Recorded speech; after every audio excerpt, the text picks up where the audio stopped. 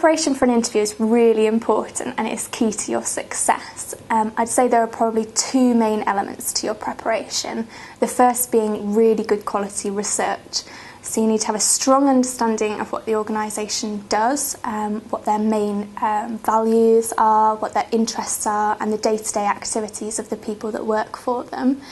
You also need to have a good understanding of the sector more broadly. So think about any collaborators or competitors to that organisation or company as well. And certainly trying to enhance your commercial awareness is a good idea.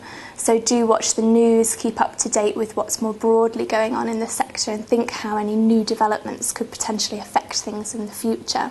So you need to have a really good understanding of the day-to-day activities of the role that you're actually applying for, so that you can make an informed decision about, first of all, whether you want to apply for that position, but then also so that you can talk about that at interview and show that you have done some good quality research.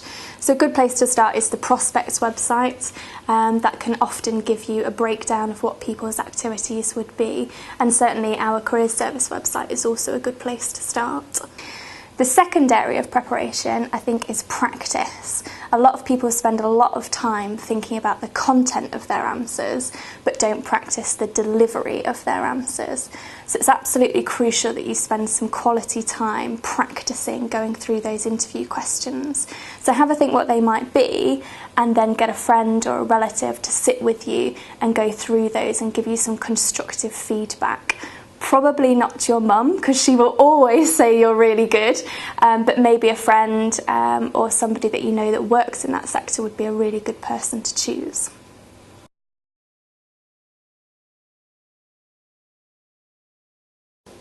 The most common type of question you're probably going to face is what we call a competency-based question. This usually means that the employer will ask you to describe a particular competency that they're looking for and give an example to evidence that you have that particular skill, strength or ability. So for example, an employer might say to you, we're really keen on people that have strong team working skills. Please could you describe a time when you've used this skill? You would then need to respond in a way that provides a strong example and then relate that back to this particular area of work.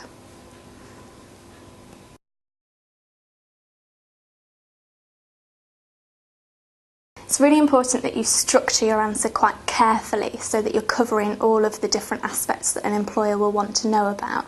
Quite often people get lost in their answers to interview questions. So one useful technique you can use is called the STAR technique. So in this example, STAR stands for situation, task, action, result, and you would work your way through those different sections within your answer. The situation is normally just an overview to give the interviewer a little bit of context. The task is where you would define exactly what your objective was. The action is obviously what you did about this.